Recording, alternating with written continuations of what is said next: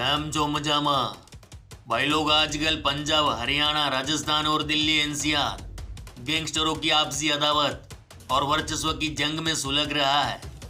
न जाने हजारों माँ के लाडले इस खूनी जंगों में दफन हो गए।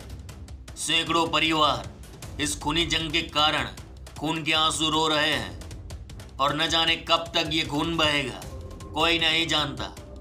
गैंगस्टरों की इस खूनी जंग में एक अध्याय है दिल्ली एनसीआर के अंडरवर्ल्ड का, जहां नीरज बवानिया, टिल्लू ताजपुरिया, जितेंद्र गोगी, राजेश बवाना, सोनू दरियापुर, मंजित महल, कपिल सांगवान, हासिम बाबा और छेनू नासिर जैसे गैंगस्टरों के बीच महायुद्ध जारी है।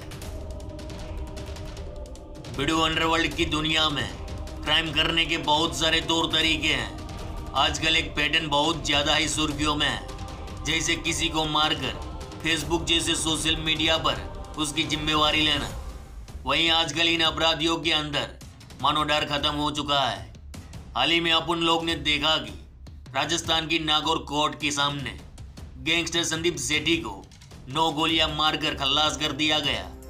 यही नहीं, पुलिस वाले देखते रहे और सभी गैंगस्टर फरार भी हो गए। इससे पहले दिल्ली की रोहिणी कोर्ट में गैंगस्टर जितेंद्र गोगी का कत्ल होता है। उस वक्त भी अक्खी कोर्ट पुलिस फोर्स और कमांडो से भरचक दी, फिर भी इस वारदात को होने से कोई रोक नहीं सका। और उससे पहले राजस्थान के चूरू के राजगढ़ कोर्ट में लॉरेंस गैंग के संपत नेहरा और अक्षय पहलवान ने जज के सामने भरी कोर्ट में एक गैंगस्टर को ठोक डाला था। ये सारी घटनाएं बयां करती है कि लॉ एंड ऑर्डर को तोड़ना इन गैंगस्टरों के लिए दाएं हाथ का खेल बन चुका है और कहीं ना कहीं ये घटनाएं सिस्टम के ऊपर एक काला धब्बा है। अरे मामा, आज एक ऐसी ही घटना का जिक्र करना है। कहते हैं कि उस दिन ये कांड हो जाता तो शायद हिंदुस्तान के सबसे बड़े हत्याकांडों में गिना जाता। एक गैंगस्टर जो अपने विरोधी गिरोह के एक लीडर को खल्लास करने के वास्ते जेल में बैठकर प्लान बनाता है, उसको मारने के वास्ते कोर्ट में अपने 10 शूटरों को भेजता है। वो भी वकील के ड्रेस में हाथों में फाइल लेकर कोर्ट में घुस जाते हैं। और फिर जो हुआ, उसने दिल्ली की स्पेशल टास्क फोर्स को हिला दिया था। रे उस्ताद, अक्खा कांड देखना है तो वीडियो को भी अक्का देखना पड़ेगा, क्योंकि ये कहानी है दिल्ली एनसीआर के अंडरवर्ल्ड की और आज तक इस घटना का जिक्र कहीं नहीं हुआ। साल था 2014 का। दिल्ली एसटीएफ को एक खूंखार गैंगस्टर की तलाश थी, क्योंकि वह जेल से भागा था और उसका बाहर रहना यानी दिल्ली समेत दूसरे राज्यों में भी क्राइम रेट बढ़ना लाजमी था। उसका नाम है नीरज बवानिया। इधर नीरज बवानिया का राइट हैंड गैंगस्टर नवीन बाली हरियाणा के फरीदाबाद की निमका जेल में कत्ल के मामले में सजा काट रहा था। भाई लोग, ये वो दौर था जब दिल्ली का सबसे बड़ा डॉन नीतू दाबोरिया एनकाउंटर में मारा जा चुका था और दाबोरिया गैंग की कमान संभाले बैठे थे 2 मॉन्स्टर। एक था प्रदीप उर्फ भोला और दूसरा पारस उर्फ गोल्डी। वहीं दाबोरिया गैंग और बवानिया गैंग के बीच एक भयानक गैंग वॉर जारी थी। हर रोज किसी ना किसी का मुंडी कटता था। फरवरी 2014 रोहिणी जेल दिल्ली, जहां दाबोरिया गैंग का लीडर प्रदीप उर्फ भोला बंद था, साथ में इस गिरोह से जुड़े बहुत सारे पंटर वो इस जेल में बंद थे। लेकिन रोहिणी जेल में भोला का होना निमका जेल में बैठे गैंगस्टर नवीन बाली के कार्य में खौफ पैदा कर रहा था। इस डर की वजह क्या थी पता है? तो सुनो वीडियो। नवीन बाली के भाई राहुल काला ने फरवरी 2014 में सुल्तानपुर डब्बास में 2 भाइयों को ठोक दिया था। इस कत्ल के मामले में उसे लाया गया रोहिणी जेल।